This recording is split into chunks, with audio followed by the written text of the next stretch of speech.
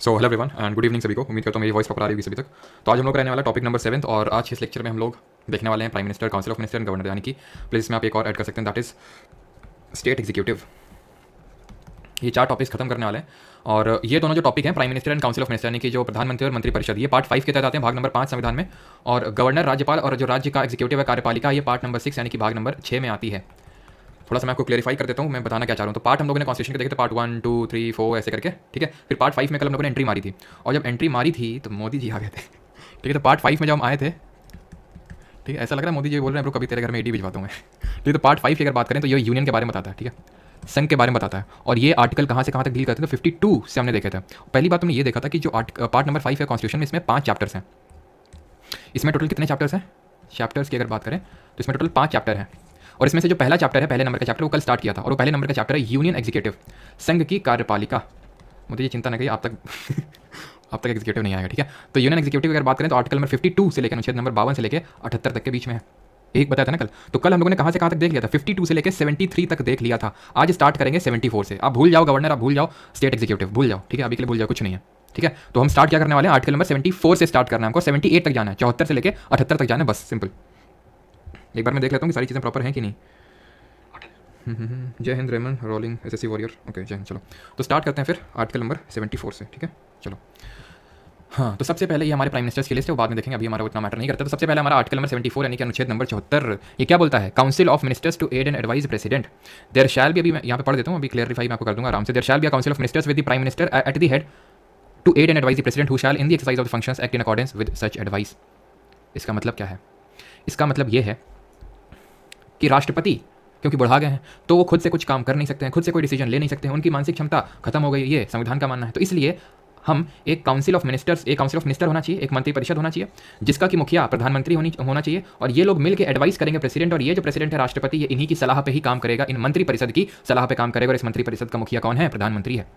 ये कोई नहीं बल्कि जो हमारे चुनाव होने वाले हैं, जैसे अगर मैं बात करूँ अमित शाह, एस जयशंकर, राजनाथ सिंह, ठीक है, अनुराग ठाकुर, ये सब क्या है, ये स्मृति ईरानी, ये सब काउंसिल ऑफ मिनिस्टर है।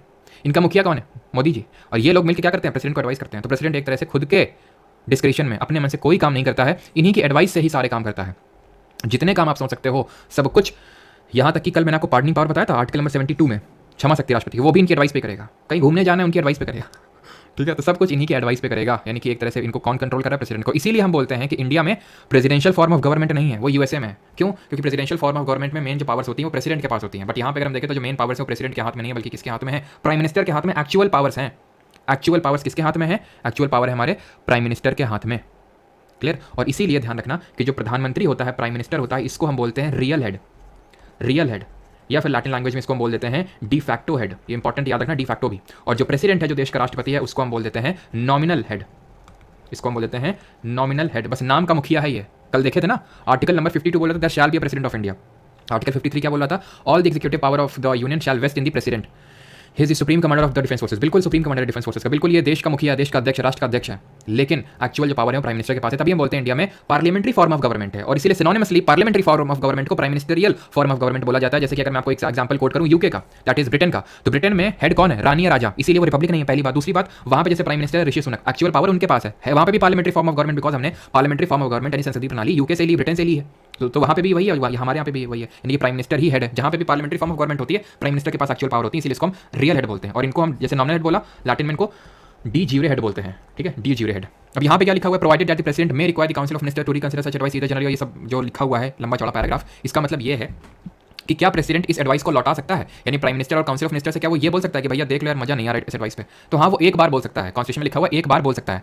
लेकिन अगर उसने बोला कि भाई देख लो, और काउंसिल ऑफ मिनिस्टर ने फिर से एडवाइस दे दी, चाहे वो कुछ उसमें चेंज किए हो चाहे ना किए हो, वो प्रेसिडेंट पे अब बाइंडिंग हो जाएगी, यानी कि सेकंड इंस्टेंस पे बाइंडिंग है। एक्चुअल में 42nd अमेंडमेंट हुआ था इंदिरा गांधी जी के टाइम पे, इन्होंने बोला कि एक बार भी नहीं लौटा सकता है, उसको मानना ही पड़ेगा, प्योरली बाइंडिंग है। लेकिन 44th अमेंडमेंट हुआ 1978 से, और इसने और क्या किया था जरा बताइए कमेंट में। फंडामेंटल राइट्स जो चैप्टर में हमने पढ़ा था, इसमें ये बोला कि वही जो अभी मैंने आपको बताया कि काउंसिल ऑफ जो प्रेसिडेंट है, काउंसिल ऑफ मिनिस्टर की एडवाइस को एक बार लौटा सकता है, लेकिन अगर लौटाई हुई एडवाइस फिर से यहाँ पे आपको मिलेगी, प्रेसिडेंट को फिर से अगर एडवाइस दी जाएगी, तो वो अब इस बार इस पर बाइंडिंग होगी, उसको माननी ही पड़ेगी। 44th अमेंडमेंट ऑफ 1978 से ऐड किया गया था, जिसने कि हमारे राइट टू प्रॉपर्टी को फंडामेंटल राइट से हटा के लीगल राइट बना दिया था under article 300A of the constitution. एक चीज हमेशा याद रखना, 42nd अमेंडमेंट हुआ था इंदिरा गांधी के टाइम पे, तो इन्होंने पूरी तरह से पावर सेंटर यानी खुद के हाथ में लेने की कोशिश करी थी कि प्रेसिडेंट एडवाइस लौटा नहीं सकता है, जुडिशरी इस पर रिव्यू कर नहीं सकती है, इमरजेंसी लगा दी थी। तो इंदिरा गांधी ने काफी ज्यादा एक तरह से यूनिटरी फॉर्म ऑफ गवर्नमेंट बनाने की कोशिश करी थी। तो ये मैं इसलिए आपको बता रहा हूं कि अगर कभी कोई चीज आ जाए और आपको समझ ना आए कि 44 सेकंड अमेंडमेंट से हुआ था कि 44 से, तो कंसीडर कि भाई अगर ये यूनिटरी पावर जा रहा है, ये सेंटर की तरफ ज्यादा जा रहा है तो 40 सेकंड होगा। फिर जो इसने गलतियां करी थी जैसे हम बोल सकते हैं वो 44 में सुधारी थी। ठीक, चलिए अब आते हैं 74 का सब क्लॉज 2। अभी 74 में ही है। 74 का सब क्लॉज 1 ये बोल रहा था, सब क्लॉज 2 बोल रहा था question whether any and if so what advice was tendered by ministers to the president shall not be inquired into any court. यानी अगर आप कोर्ट जाएंगे कि भाई हमें भी बताओ काउंसिल ऑफ मिनिस्टर ने क्या एडवाइस दी प्रेसिडेंट को, तो कोर्ट आपसे कहेगा तुमसे मतलब नहीं, तुमसे मतलब तो यानी कि आप कोर्ट में इंक्वायर नहीं कर सकते हैं, तुमसे मतलब नहीं होना चाहिए उससे कि क्या एडवाइस दे रहा है काउंसिल ऑफ मिनिस्टर प्रेसिडेंट को। सिंपल। ठीक, अब आते हैं आर्टिकल नंबर 75, वेरी इंपॉर्टेंट। ठीक है, 74, 75, 76 पढ़ेंगे भी नहीं ना, नहीं पढ़ेंगे, 76 नहीं पढ़ेंगे, 77, 78 चार आर्टिकल हैं और उसी में मेन हमारा जो मेन लेक्चर है वो इन्हीं चार आर्टिकल पे ही बेस्ड है आज का। ठीक है, 75 में other provisions as to minister, क्या क्या प्रोविजंस, अभी यहाँ पे बस लिख दिया एक वेगडम अदर प्रोविजंस। अब वो हमें अदर प्रोविजंस तब जानने मिलेंगे जब हम एक एक करके सारे आर्टिकल्स को पढ़ेंगे, एक एक करके सारे अनुच्छेदों को पढ़ेंगे। पहला है the prime minister shall be appointed by the president and the other minister shall be appointed by the president on the advice of the minister. यानी कि जो प्रधानमंत्री है उसकी नियुक्ति करेगा राष्ट्रपति और बाकी के जो मिनिस्टर्स हैं उनकी नियुक्ति करेगा राष्ट्रपति ही, लेकिन प्रधानमंत्री की सलाह पे। अब देखिए, अभी मैंने आपको बताया क्या सर, मैंने आपको ये बताया कि एक होता है प्राइम मिनिस्टर, एक होता है प्रधानमंत्री, वो मुखिया होता है किसका, काउंसिल ऑफ मिनिस्टर का। अब मैं आपको समझा देता हूँ कि काउंसिल ऑफ मिनिस्टर होते कौन है। तो काउंसिल ऑफ मिनिस्टर जब मैं बोलता हूँ ना मंत्री परिषद, तो इसमें बहुत तरह के मिनिस्टर आते हैं, जैसे कैबिनेट मिनिस्टर, ये क्लासिफिकेशन कहीं कॉन्स्टिट्यूशन में नहीं लिखा हुआ संविधान में। ठीक है, कैबिनेट मिनिस्टर में कौन आते हैं, जो इंपॉर्टेंट पोर्टफोलियो होल्ड करते हैं, जैसे कि हमारे राजनाथ सिंह हो गए, अमित शाह हो गए, अनुराग ठाकुर हो गए, स्मृति ईरानी हो गई, ठीक है, नितिन गडकरी हो गए, जो इंपॉर्टेंट पोर्टफोलियो इंपॉर्टेंट मिनिस्ट्रीज को होल्ड करते हैं, कैबिनेट मिनिस्टर बोलते हैं उनको। उसके नीचे हम बोल सकते हैं एक तरह से आते हैं मिनिस्टर ऑफ स्टेट, यानी कि राज्य मंत्री जिनको बोलते हैं, इंडिपेंडेंट चार्ज यानी कि स्वतंत्र प्रभार जिनको बोलते हैं, इंडिपेंडेंट चार्ज। फिर आते हैं उसके नीचे मिनिस्टर ऑफ स्टेट, ये क्या है, इंडिपेंडेंट चार्ज वाले हैं, ये इनके अंडर में है। फिर आते हैं हमारे डेप्यूटी मिनिस्टर। डेप्यूटी मिनिस्टर इसलिए होते हैं कि अगर मान लो कल को कोई मिनिस्टर ना रहे तो उसकी जगह पे वो आ सके। नितिन गडकरी मान लो एकदम से नहीं आ गए हैं तो डेप्यूटी मिनिस्टर आ जाएगा, फिर उनकी एकदम से डेथ हो जाए तो इस तरह से वो चीज़ हो सकती है। ठीक है, ये क्लासिफिकेशन कॉन्स्टिट्यूशन में मेंशन नहीं है। तो ये डिफरेंट टाइप्स के मिनिस्टर आते हैं, रैंकिंग एक तरह से बोल सकते हैं, सबसे ऊपर कैबिनेट मिनिस्टर आते हैं, सो ऑन। उनका मुखिया कौन है, प्राइम मिनिस्टर है। यानी कि प्राइम मिनिस्टर को सबसे पहली बात तो हम ये बोल सकते हैं ही is the head of government, यानी कि ये सरकार का मुखिया होता है। देश का मुखिया राष्ट्रपति, सरकार का मुखिया प्रधानमंत्री, क्योंकि सरकार का मुखिया इसलिए इसका मतलब एक्चुअल पावर तो इसी के हाथ में है। तो ये बोल क्या रहा था आर्टिकल, ये बोल रहा था कि शैल बी अपॉइंटेड बाय द, ठीक है, ये अपॉइंटमेंट की बात कर रहा है कि प्राइम मिनिस्टर को जो है अपॉइंट कौन करेगा, प्रेसिडेंट। यानी कि कॉन्स्टिट्यूशन में हमारे संविधान में अपॉइंटिंग अथॉरिटी का नाम लिखा हुआ है, अपॉइंटमेंट का प्रोसीजर नहीं लिखा हुआ है, कौन कैसे होगा क्या होगा ना। और क्योंकि प्रोसीजर नहीं लिखा हुआ है अपॉइंटमेंट का भी ना ही रिमूवल का, अभी हम देखेंगे ये सारे लोग प्रेसिडेंट को प्लेजर देंगे, देखते हैं। ठीक है, तो प्रेसिडेंट अपॉइंट करेगा प्राइम मिनिस्टर को और जो बाकी काउंसिल ऑफ मिनिस्टर्स हैं उनकी भी अपॉइंटमेंट प्रेसिडेंट ही करेगा, लेकिन इसकी एडवाइस पे ये बताएगा कि भाई इसको ये बना दो, इसको ये बना दो, इसको ये पोर्टफोलियो दे दो, वैसे करके। ठीक है, 1A क्या बोलता है, अब 1A है, जहां मैंने बताया था A B इस तरह से लगा होता है, इसका मतलब है इस चीज को अमेंडमेंट से ऐड किया गया था, संविधान में संशोधन करके जोड़ा गया था। ये क्या बोल रहा है आर्टिकल, पहले वो पढ़ लेते हैं, फिर ये देखते हैं कि इसको किस अमेंडमेंट से जोड़ा गया था। The total number of ministers including the prime minister in the council of ministers shall not exceed 15% of the total number of members of the house of the people. जैसे फॉर एग्जांपल मान लेते हैं मोदी जी हैं, ठीक है, मोदी जी ने लालच, और एक चीज़ ध्यान रखना, फॉर एग्जांपल यहाँ पे मैंने आपको बताया कि प्राइम इस तरह से अपॉइंटमेंट होती है। मान लेते हैं, ठीक है, मान लेते हैं कि कोई भी प्रेसिडेंट जो है प्राइम मिनिस्टर अपॉइंट करता है, किसको अपॉइंट करता है, तो जो भी लोकसभा के जैसे अभी इस साल इलेक्शंस होंगे तो जो भी पार्टी बहुमत लेके आएगी, मेजोरिटी लेके आएगी, उसको अपॉइंट करते हैं। ये जो भी बहुमत लेके आएगी, मेजोरिटी का मतलब जितनी लोकसभा में सीट्स हैं उसका डिवाइड बाई 2+1 कर लो, वो मेजोरिटी दे देता है। मैंने आपको पहले बताया था।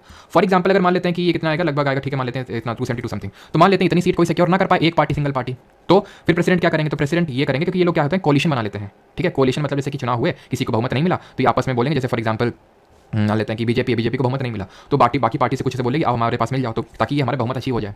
और बहुमत अचीव करने के लिए लोग कोलिशन करते हैं। तो फिर प्राइम प्रेसिडेंट उस केस में क्या करेगा, ये जो कोलिशन है इसका जो लीडर है उसको, अगर मान लो किसी भी पार्टी को बहुमत नहीं मिलता है तो जो पोस्ट इलेक्शन कोलिशन बनता है, यानी इलेक्शन हो गया, किसी को बहुमत मिला नहीं तो जल्दी से लोग बहुमत बनाएंगे, जब वो बहुमत बनाएंगे तो उसका लीडर को प्रेसिडेंट प्राइम मिनिस्टर अपॉइंट कर देकर उससे बोलेगा बेटा एक महीने के अंदर विदिन 30 डेज आप हाउस में मेजोरिटी प्रूव करो। इन विच हाउस, लोकसभा, जिसको lower house of the session बोलते हैं। अभी हम लोगों ने लोअर हाउस सब पढ़ा नहीं है, कल पढ़ेंगे, तो लेकिन लोअर हाउस इसी को बोलते हैं, लोकसभा को। ठीक है, तो एक महीने के अंदर उसको प्रूव करना होगा कॉन्फिडेंस लोकसभा में। जब मैं बोलता हूँ कॉन्फिडेंस, इसका मतलब बहुमत दिखाना होगा कि हाँ ज्यादातर लोग यानी कि बहुमत यानी कि मेजोरिटी मानती है, फिर मेजोरिटी मानती है कि आप लीडर हो, तभी तो आप लीडर बनोगे, ऐसे नहीं आप बन जाओगे लीडर। और ध्यान रखना, जो प्राइम मिनिस्टर होता है वो लीडर ऑफ द हाउस होता है। जो कल भी हम लोग पढ़ेंगे कि जो प्राइम मिनिस्टर होता है जिस भी सदन का सदस्य होता है, चाहे लोकसभा का चाहे राज्यसभा का, उस सदन का वो क्या होता है, लीडर होता है। हम लोग कल भी वैसे पढ़ेंगे इस चीज़ को। ठीक है, नाउ 1A क्या बोल रहा है, टोटल नंबर ऑफ मिनिस्टर जितने हैं including prime minister in the council of minister 15% से ज़्यादा नहीं हो सकते हैं। तो मैं आपको बोलूँ जैसे मोदी जी हैं, मोदी जी ने सबको ऑफर दे दिया कि हम तुमको भी मिनिस्टर बना, या फिर फॉर एग्जाम्पल मान लो जैसे अभी इंडिया कोलिशन है, इंडिया कोलिशन ना, विपक्ष जो है हमारा, तो विपक्ष में मान लो कि ये हो जाए कि भाई हमको क्या पोर्टफोलियो मिलेगा, हमको क्या, अभी से आप देख पा रहे हैं खींचतान में चली कौन प्राइम मिनिस्टर बनेगा कौन नहीं बनेगा। तो मान लो कि इस तरह से, या फिर कोई भी इन जनरल भी है, मान लो मोदी जी ने ढेर सारे पोर्टफोलियो क्रिएट कर दिए, ढेर सारे लोगों को मिनिस्टर बना दिया। देखिए अभी आप बीजेपी को पावर में देख रहे हैं या फिर उसको एनडीए बोल सकते हैं, तो क्या आपको लगता है जितने लोग एनडीए से बीजेपी से चुनाव जीत के हैं सबको हर कोई मिनिस्टर है ना, हर कोई मिनिस्टर नहीं। मिनिस्टर वो होता है जो कोई ना कोई पोर्टफोलियो होल्ड करके रखा है। अभी जो मैं पूरी लिस्ट बताई थी, कैबिनेट मिनिस्टर है, फिर minister of state independent charge है, मिनिस्टर ऑफ स्टेट है, डिप्टी मिनिस्टर, अगर ये कुछ भी नहीं है ना तो उसको बोलेंगे प्राइवेट मेंबर, उसको बोलेंगे प्राइवेट मेंबर। अब प्राइवेट मेंबर मतलब ऐसे बेइज्जती की, देखो सर चुनाव भी जीत के आए और कुछ मिला भी नहीं, तो मोदी जी फेवर करने करने के लिए, फिर कोई भी आता है वो इनको भी मिनिस्ट्री का कोई मिनिस्ट्री जबरदस्ती की मिनिस्ट्री क्रिएट कर देता है, ministry of laptop ministry of पेड़ पौधे। तो इस तरह से मान लो कि अगर जबरदस्ती की मिनिस्ट्री क्रिएट करके उसको मिनिस्टर नहीं ऐसे बना सकते, मतलब कितना लिमिट है 15% किसका, 15% of house of people. House of people हम बोलते हैं लोकसभा को, लोकसभा में जो मेंबरशिप है 543, इसका 15% कर लीजिए या फिर 545 आप कर लीजिए, ठीक है, या फिर क्योंकि इसकी टोटल मेंबरशिप तो 550 है ना, तो 550 का 15% करिए, ठीक है, 15% करिए 550 का, 0 से 0 कैंसिल हो जाएगा, तो ये जितना आएगा, ठीक है, इतना आएगा, इतना आएगा 82.5 यानी रफली 82 83 इतने मिनिस्टर हो सकते हैं, 83 से ज़्यादा मिनिस्टर्स नहीं हो सकते हैं, ये बोलता है ये 1A। और इसको 91st अमेंडमेंट से हम जोड़े थे, 51 नंबर के संविधान संशोधन से जोड़े थे। फिर आते हैं 1B पे, 1B को भी 91st अमेंडमेंट से जोड़े, ये बोला कि अगर कोई भी member of the either house of parliament belonging to any political party is disqualified for being a member of that house under paragraph of the 10th schedule shall also be disqualified to be appointed as a minister under clause. खत्म। देखो इसमें ये बोल रहा है कि अगर कोई 10th शेड्यूल में हमने क्या पढ़ा था, किस अमेंडमेंट से जोड़ा गया था, जल्दी से बताएं। तो हमने पढ़ा था कि इसमें डिफेक्शन के प्रोविजन यानी कि दल बदल विरोधी कानून है, इन्हें अगर कोई दल बदली करेगा तो उसको डिस्क्वालीफाई कर दिया जाएगा, उसको डिस्क्वालीफाई कर दिया जाएगा। इसका मतलब ये है कि अगर कोई डिफेक्शन के तहत डिस्क्वालीफाई होता है तो वो मिनिस्टर भी नहीं रह पाएगा, मिनिस्टरशिप के लिए भी वो डिस्क्वालीफाई हो जाएगा। इसको हम जोड़े थे 52nd अमेंडमेंट से। कल इसके बारे में विस्तार से चर्चा करेंगे डिफेक्शन के बारे में। और 91st अमेंडमेंट ने ही कुछ एक्सेप्शन अपवाद जोड़े थे, जिससे कि जैसे हमने अभी शिवसेना वाला केस देखा था, शिवसेना से लोग सब एकनाथ शिंदे गए थे तो उनके खिलाफ डिस्क्वालिफिकेशन नहीं हुआ था। तो कौन डिस्क्वालिफिकेशन डिसाइड करता है, क्यों नहीं हुआ था उनके केस में, वो सारा हम कल पढ़ेंगे। अभी के लिए 1B ये बोलता है 75 का 1B कि अगर कोई डिफेक्शन के तहत 10th शेड्यूल के तहत डिस्क्वालीफाई होता है तो मिनिस्टरशिप के लिए भी डिस्क्वालीफाई हो जाएगा, मिनिस्टर भी नहीं बन सकता है। 75 का सब क्लॉज 2, अब 2 पे एंटर कर रहे हैं। Minister shall hold office during the pleasure of president, यानी कि जो मिनिस्टर हैं, मंत्री हैं, ये राष्ट्रपति के प्रसाद पद पर्यंत पद धारण करते हैं, प्रसाद पर्यंत पद धारण करते हैं कौन, मिनिस्टर्स। इसका मतलब ये है कि इन लोगों को, मिनिस्टर को हमेशा प्लेजर देते रहना है प्रेसिडेंट को। किस तरह का प्लेजर देते रहना है, देखिए जहां पे भी आप ये प्लेजर वर्ड देखेंगे ना लिखा हुआ बहुत सारी जगह हमारे कॉन्स्टिट्यूशन में, इसका मतलब ये है कि उस पर्टिकुलर कॉन्स्टिट्यूशनल बॉडी का रिमूवल का पूरा प्रोसीजर नहीं दिया हुआ है। कॉन्स्टिट्यूशन में कहीं लिखा है कि प्रधानमंत्री को इस तरह से हटाया जाएगा या फिर मिनिस्टर को इस तरह से हटाया जाएगा, तो वहां प्लेजर आपको देखने को मिलेगा। गवर्नर के केस में देखने को मिलेगा, अटॉर्नी जनरल के केस में देखने को मिलेगा, और भी बहुत सारे जब कॉन्स्टिट्यूशन बॉडीज पढ़ेंगे तो वहां देखेंगे। क्लियर। तो मिनिस्टर शैल होल्ड ऑफिस, इसको बोलते हैं इंडिविजुअल रिस्पॉन्सिबिलिटी। तो ध्यान रखना, ministers are individually responsible to यानी एक करके रिस्पॉन्सिबल है किसको, टू प्रेसिडेंट। इसका मतलब क्या है, रिस्पॉन्सिबल है प्रेसिडेंट को। इसका मतलब ये है कि वो कोई भी डिसीजन ले रहे हैं या फिर उनकी कोई मिनिस्ट्री, जिस मिनिस्ट्री के वो पोर्टफोलियो होल्ड करें, जो भी डिसीजन ले रहे हैं उसके लिए वो पूरी तरह से बाध्य हैं। अगर प्रेसिडेंट को लगा कि ये क्या कर रहा है, ये तो ठीक नहीं कर रहा है, तो प्राइम मिनिस्टर को बोलेगा कि इसको हटाओ। ठीक है, एक तरह से प्राइम मिनिस्टर के साथ कॉन्टैक्ट में रहता भी, देखेंगे प्राइम मिनिस्टर की ड्यूटीज। ठीक है, तो इसको एक तरह से इंडिविजुअली रिस्पॉन्सिबल है, उसको मतलब उसको आंसरेबल हम बोल सकते हैं। Council of minister shall be collectively responsible to house of people, that mean Lok Sabha. Individually responsible है एक करके प्रेसिडेंट को, कि प्रेसिडेंट को खुश रखना, प्लेजर देते रहना उसको टाइम पे। और collectively responsible house of people को मतलब कि वो आंसरेबल है हाउस ऑफ पीपल को। इस जो आर्टिकल है ना सर ना बहुत इंपॉर्टेंट है, आर्टिकल 75 सब क्लॉज 3 ये बोलता है कलेक्टिवली रिस्पॉन्सिबिलिटी को डिसाइड करता है। और यही एक तरह से सिंपल ये बोल रहा है कि सरकार के पास बहुमत होना चाहिए लोकसभा में, उसके पास नंबर होना चाहिए, और अगर उसको लगा विपक्षों की नहीं है तो अविश्वास प्रस्ताव पारित हो सकता है, जिसको कि हम नो कॉन्फिडेंस मोशन बोलते हैं। सबसे पहले ये पास हुआ था जवाहरलाल नेहरू के खिलाफ, जेबी कृपलानी, जिनको आचार्य कृपलानी के नाम से भी जानते हैं, उन्होंने पास किया था।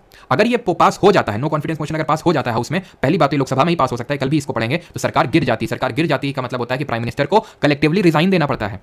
प्राइम मिनिस्टर को कलेक्टिवली रिजाइन देना पड़ता है, उनको एक साथ रिजाइन देना पड़ता है, ये चीज आपको ध्यान रखना है। और एक चीज मैं आपको और बता दूं, अभी मैंने बताया थे प्राइम मिनिस्टर, ऐसे समझ लो प्राइम मिनिस्टर और इसके साथ काफी डोरियां अटैच है। ये कौन है, इसके डायरेक्ट कॉन्टैक्ट में कौन है, कैबिनेट मिनिस्टर है, जो इंपॉर्टेंट पोर्टफोलियो होल्ड कर रहे हैं। इनके नीचे हम बोल सकते हैं कौन आएंगे, एक तो minister of state independent charge आएंगे, मिनिस्टर ऑफ स्टेट आएंगे, डिप्टी मिनिस्टर आएंगे, ऐसे हैं। ठीक है, ऐसे करके मान लेते हैं। ठीक है, तो ये मिनिस्टर अगर मान लेते हैं, अगर आपसे कभी क्वेश्चन पूछता है कि मिनिस्टर अगर मान लो रिजाइन दे दिया, डेथ हो गई, हटा दिया गया प्रेसिडेंट के द्वारा, तो क्या होगा, वैकेंसी क्रिएट होगी बस, और कुछ नहीं होगा। लेकिन अगर मान लो प्राइम मिनिस्टर की डेथ हो गई, रिजाइन हो गया या फिर कुछ हो गया, तो अगर मान लो इसने रिजाइन दे दिया, अगर रिजाइन दे दिया ना, पूरा सरकार गिर जाएगी, council of minister dissolve, fresh elections होंगे। डेथ हो गई तो डेथ हो जाती, डेथ के यूजुअली केस में ये होता है, जैसे जवाहरलाल नेहरू की भी डेथ हुई थी जब वो प्राइम मिनिस्टर थे। ठीक है, हमारे अभी तक के लॉन्गेस्ट सर्विंग प्राइम मिनिस्टर हैं जवाहरलाल नेहरू। जब उनकी डेथ हुई ना, तो गुलजारी लाल नंदा को 13 दिन के लिए बनाया गया, केयर टेकर प्राइम मिनिस्टर तुरंत बना दिया जाता है, केयर टेकर प्राइम मिनिस्टर। और अगर कोई उस पर्टिकुलर पार्टी से जिससे प्राइम मिनिस्टर थे, अगर मान लेते हैं उसने कोई लीडर नहीं दिया, दे दिया तो ठीक है, वो प्राइम मिनिस्टर बन जाएगा, फिर से चलने लगेगी सरकार। नहीं दिया तो prime minister care taker prime minister को अपॉइंट करके फ्रेश इलेक्शंस को डिक्लेयर कर देगा कि फिर से चुनाव होंगे। ठीक है, तो ध्यान रखना, अगर एक individual council of minister resign कर दे, डेथ हो जाए कुछ भी, तो बस एक वैकेंसी क्रिएट हो जाएगी जिसको फिल किया जा सकता है। लेकिन अगर प्राइम मिनिस्टर ने रिजाइन दे दिया ना, तो entire council of minister will dissolve, क्योंकि उनका मुखिया, क्योंकि उनका हेड है कि अगर ये वाली स्ट्रिंग टूटी तो इसको फिर से हम लगा लेंगे, अगर ये वाली स्ट्रिंग टूटी। ठीक है, अगर ये वाली स्ट्रिंग टूटी। लेकिन अगर मान लो कि प्राइम मिनिस्टर, ये पार्लियामेंट है या फिर लोकसभा, ये लोकसभा जिसको मैं ग्रीन सर्कल बना रहा हूँ, और अगर ये मैं ब्लू कलर से बना रहा हूँ, ये अगर टूट गई तो आप समझ रहे हैं कि पूरी सरकार ही गिर जाएगी, लोकसभा में कोई बचेगा ही नहीं फिर, तो समझ रहे हैं आप, तो फिर से फ्रेश इलेक्शन होंगे। क्लियर यहाँ तक? और यहाँ तक किसी को डाउट हो तो पूछ लेगा, फिर हम आगे बढ़ते हैं। यहाँ पे मैंने क्या बताया था, कॉन्स्टिट्यूशनल, अच्छा ये तो हो चुका था ना, 1B हो चुका था। यहाँ पे थे हम लोग, before a minister enters upon his office the president shall administer to him the oath of office and of secrecy according to the forms, यानी कि जब ये लोग एंटर करेंगे ऑफिस में तो प्रधानमंत्री हो, ध्यान रखना इस चीज़ को, प्राइम मिनिस्टर भी काउंसिल ऑफ मिनिस्टर का ही एक पार्ट है, प्रधानमंत्री भी मंत्रिपरिषद का ही हिस्सा है। बस बात यह है कि वो उनका मुखिया है, जैसे कि आपके क्लास में मॉनिटर होता है, वो आपका ही पार्ट है ना, आपके क्लास के बीच में से ही है ना कोई, बस वो क्या है, मुखिया है वो एक तरह से, वैसे है। तो अगर इन सबको ओथ दिलाने का काम कौन करेगा, प्रेसिडेंट करेगा, नहीं कि देश का राष्ट्रपति करेगा। Is that clear?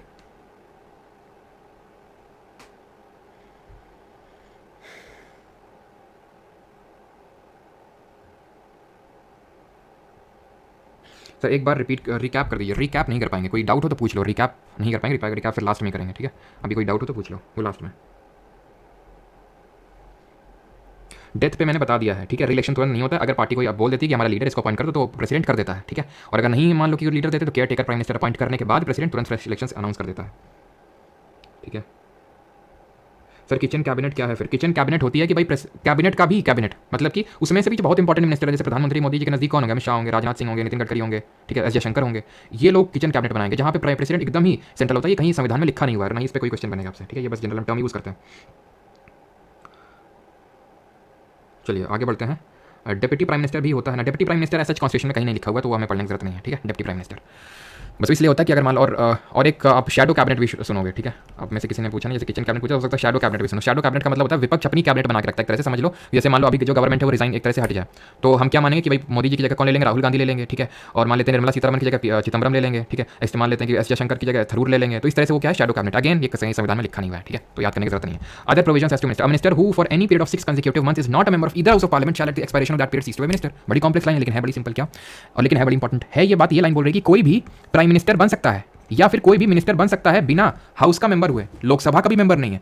जैसे मैं हूं, मोदी जी चाहे तो मुझे मिनिस्टर बना सकते हैं। अभी मोदी जी चाहे तो मिनिस्टर बना सकते हैं। इसके लिए ऐसा नहीं कि मुझे चुनाव लड़ना ही पड़ेगा, ऐसा बिल्कुल नहीं। यहां तक कि प्राइम मिनिस्टर को भी जरूरी नहीं है कि किसी हाउस का मेंबर हो, चुनाव लड़ना पड़ेगा। ले लो मनमोहन सिंह जी को, आज तक कोई चुनाव नहीं जीते हैं। लोकसभा के जो इलेक्शन होते हैं कोई जनरल इलेक्शन नहीं जीते हैं, बट फिर भी प्राइम मिनिस्टर है। तो ये कैसे पॉसिबल होता है? ऐसे पॉसिबल होता है जैसे कि मैं आपको एस जयशंकर का एग्जांपल, जो अभी हमारे एक्सटर्नल अफेयर्स मिनिस्टर, उनका एग्जांपल देता हूं। तो एस जयशंकर जी क्या है, इन्होंने कोई चुनाव नहीं जीता है, लेकिन इनको यहाँ पे मिनिस्टर बना दिया गया और फिर इनकी यहाँ से राज्यसभा से इलेक्शन करवा दी गई, इनको राज्यसभा का मेंबर बना दिया गया। मैंने आई अगेन रिपीट, राज्यसभा में लोग कैसे आते हैं? विधानसभा से चुन के आते हैं, लेजिस्लेटिव असेंबली से चुन के आते हैं। वहाँ पे क्या डायरेक्ट इलेक्शन होते हैं? राज्यसभा के लिए नहीं होते हैं। तो मोदी जी ने पहले उनको विदेश मंत्री बना दिया। अब क्योंकि अगर मंत्री आप हैं, कोई नहीं बने रहिए, लेकिन 6 महीने के अंदर किसी हाउस की, किसी सदन की आपको सदस्यता तो लेनी ही पड़ेगी। 6 महीने का टाइम पीरियड, अगर नहीं ली चली जाएगी आपकी सदस्यता। नहीं तो एक तरह से सिंपल हम ये बोल सकते हैं कि कोई भी मिनिस्टर हो सकता है बिना हाउस का मेंबर हुए for the maximum time period of 6 months। Clear, simple, ठीक है। ये चीज़ बोल रहा है आर्टिकल 75 ही बोल रहा है ये सारी चीज़ें। The salaries and allowances of ministers shall be such as parliament में from time to time by law determine and until parliament to so determine shall be as specified in the second schedule. यानी कि इन लोगों की salary और जो allowances होते हैं, जो भत्ते होते हैं मिनिस्टर्स के, वो कौन डिटरमाइन करता है? पार्लियामेंट, हमारी देश की संसद ही डिटरमाइन करती है। संसद वो करती है कि क्या होगी इनकी सैलरी वगैरह। क्लियर, यहाँ पे हमारा खत्म होता है। 76 को नहीं करेंगे, अटॉर्नी जनरल के बारे में बात करते हैं, महान्यायवादी के बारे में बात करते हैं। इसको इसलिए नहीं करेंगे बिकॉज जब एक साथ कॉन्स्टिट्यूशनल बॉडीज में आपको पढ़ाऊंगा, ठीक है, संवैधानिक जो बॉडीज होंगी उनको पढ़ाऊंगा, तब इसको मैं वहाँ पे आपको पढ़ाऊंगा इस चीज़ को, ठीक है। अब आते हैं 77 पे। ये बात करता है कंडक्ट ऑफ बिजनेस ऑफ। और एक चीज़ यहाँ पे मैं और ऐड करना चाहूँगा, ठीक है, कि हमारे आज तक 3 प्रधानमंत्री हुए हैं। जो प्रधानमंत्री है या फिर कोई मिनिस्टर है, अगर सिर्फ मैं प्रधानमंत्री की बात करूँ तो वो किसी हाउस का भी मेंबर हो सकता है, या तो लोकसभा या तो राज्यसभा। जैसे कि 3 प्रधानमंत्री हुए हैं जो राज्यसभा के सदस्य रहे हैं। कौन? एक तो एच.डी. देवेगौड़ा, ठीक है,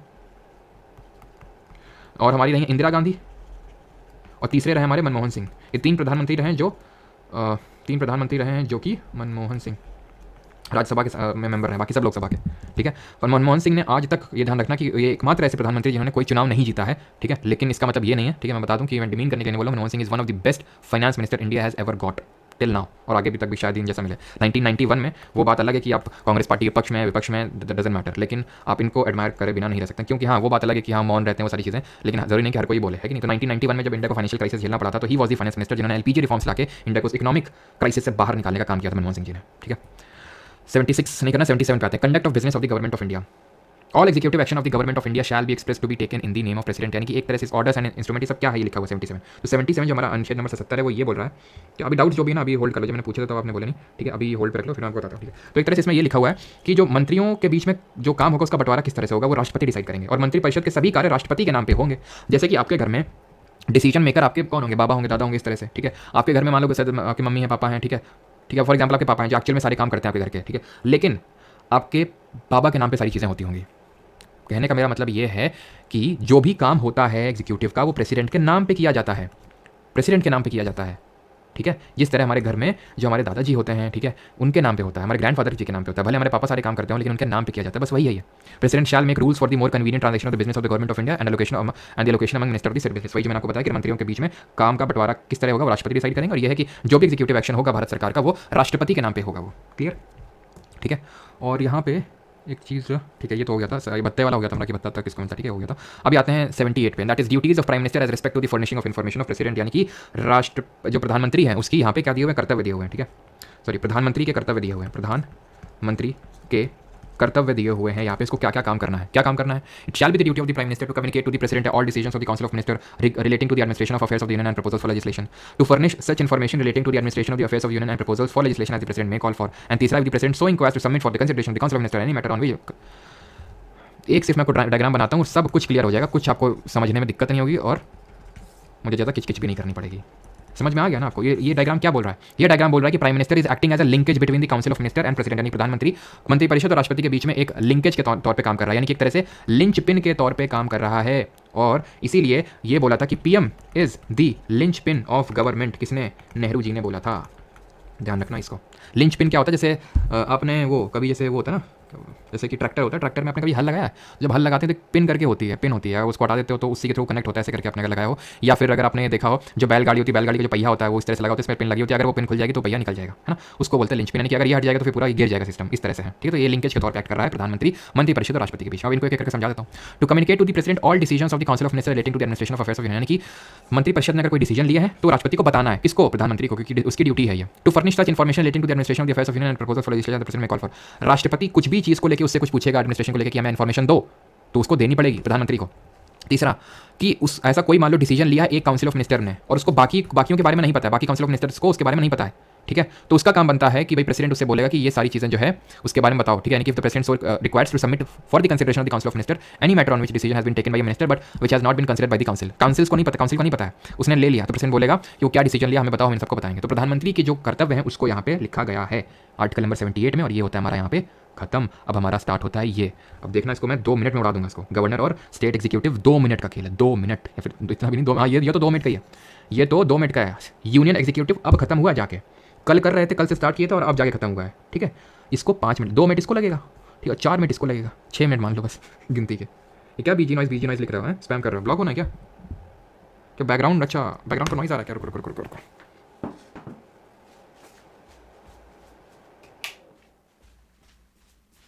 ठंड हो रखी है ना थोड़ी सी, ब्लोअर चला रखे थे।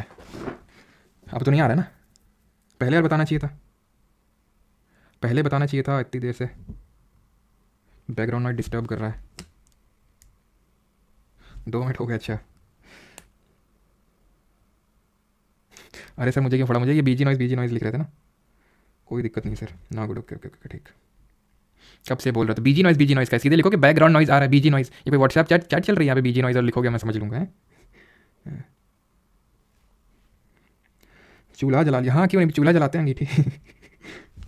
चलो हाँ आगे बढ़ते हैं। चलो, तो मैंने क्या बोला, ये 2 मिनट और 4 मिनट। अब तुम अपनी क्लॉक लगा लो, ठीक है, 2 मिनट मात्र, 2 मिनट लगेगा मात्र, ठीक है, 2 मिनट बस लगा लिया ना, स्टार्ट कर ले टाइम। ध्यान रखना, स्टेट एग्जीक्यूटिव में आता है, यूनियन एग्जीक्यूटिव में क्या देखे थे? प्रेसिडेंट। तो प्रेसिडेंट के जैसे होता है स्टेट में गवर्नर यानी कि राज्यपाल, ठीक है, गवर्नर यानी कि राज्यपाल। जिस तरह काउंसिल ऑफ मिनिस्टर होता है, मंत्रिपरिषद होता है कहाँ पे? यूनियन में, वैसे स्टेट का काउंसिल ऑफ मिनिस्टर होता है, ठीक है।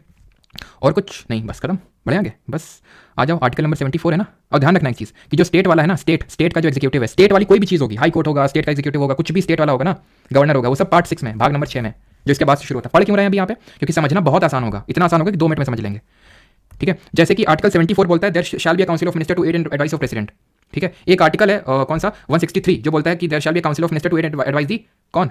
गवर्नर। क्योंकि मैंने बोला प्रेसिडेंट को गवर्नर से कंपेयर करना, काउंसिल ऑफ मिनिस्टर वहाँ भी, काउंसिल ऑफ मिनिस्टर यहाँ भी है, और जैसे वहाँ यहाँ पे प्राइम मिनिस्टर है यूनियन में, ऐसे वहाँ पे स्टेट में सीएम होगा, चीफ मिनिस्टर होगा, ठीक है।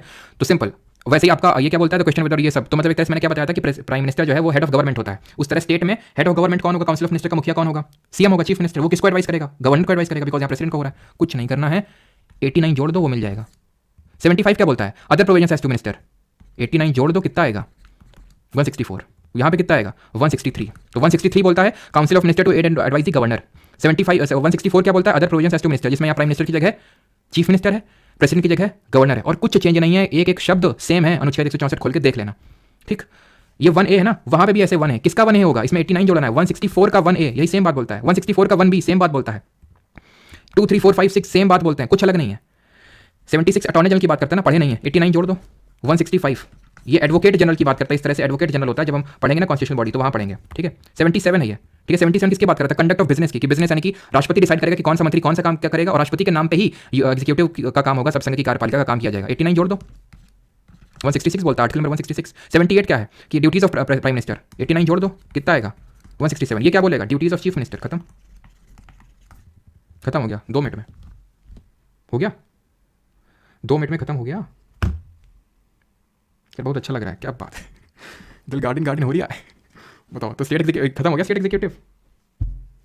सर टिरिक टिरिक थी तो थी।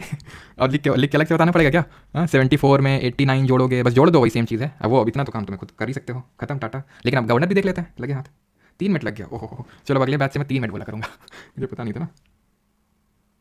बिल्कुल +8। अब मैं तो बोल खत्म तो मैं 2 सेकंड में कर देता, बोलता 89 जोड़ लो हर आर्टिकल में और कंटेम्प्रेरी मिल जाएगा स्टेट के लिए। लेकिन वो मुझे बताना भी था ना, इसलिए 90 कहाँ से ऐड करना है कल बताएंगे बनाडा हरीश, 90 वाला कल आएगा, ठीक है। और अब देख लेते हैं गवर्नर के भी आसान है, जैसे कि यहाँ पे देख लेते हैं।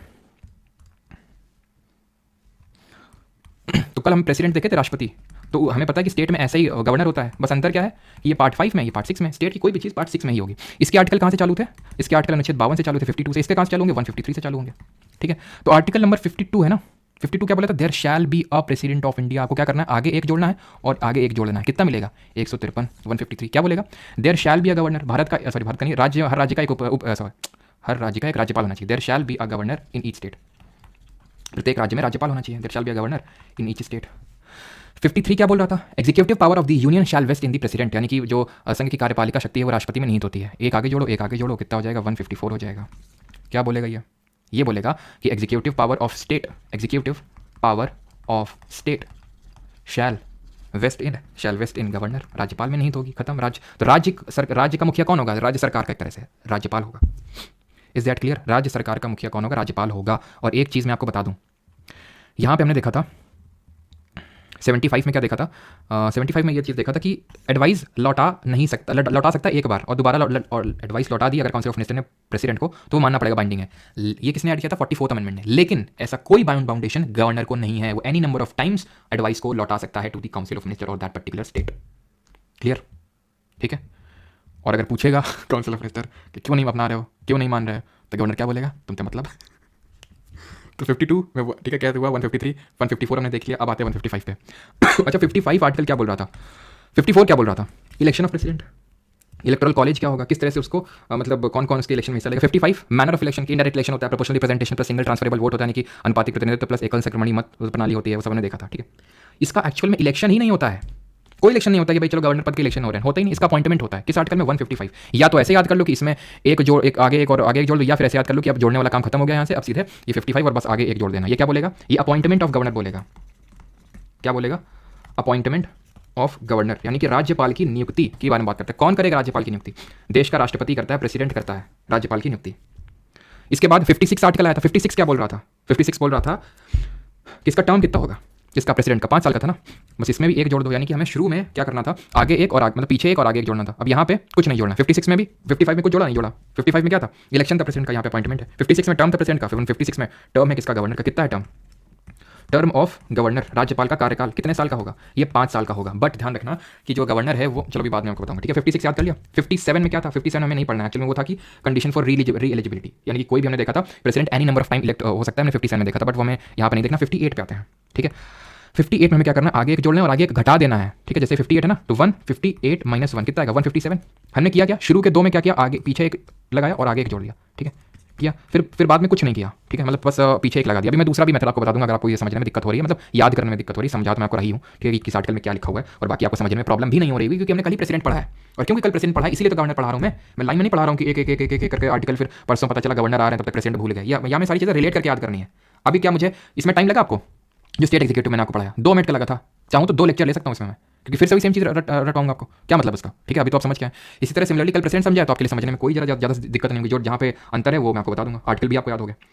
तो 157 ये बोलता है कि क्वालिफिकेशंस ऑफ गवर्नर या फिर एलिजिबिलिटी ऑफ गवर्नर। क्वालिफिकेशंस क्या होंगी गवर्नर की? राष्ट्रपति की क्या थी सर? सिटीजन होना चाहिए इंडिया का, इसके लिए भी है सिटीजन होना चाहिए। ध्यान रखना यहाँ पे ये मत समझना कि you should be citizen of that particular state जहाँ पे उसको गवर्नर अपॉइंट किया जा रहा है ना। एक्चुअल में एक तो ये कन्वेंशन फॉलो किया जाता है कि वो उस स्टेट का होना ही नहीं चाहिए। जैसे कि अगर जैसे फॉर एग्जांपल कोई एक्स पर्सन है, वो गवर्नर अपॉइंट करना उसको गुजरात में, वो गुजरात का नहीं होना चाहिए। ये कन्वेंशन को फॉलो किया जाता है। ये चीज़ संविधान में कहीं नहीं लिखी हुई है, लेकिन फिर भी इस चीज़ को ये देखा जाता है कि भाई वो उस राज्य का नहीं ना हो, नहीं तो खुद को फायदा पहुंचाने लगेगा फिर, ठीक है। तो ये should be citizen of India. Age कितनी देखी थी प्रेसिडेंट की? 35। यहाँ पे भी इसकी एज जो है 35 ईयर्स तो होनी चाहिए। क्लियर?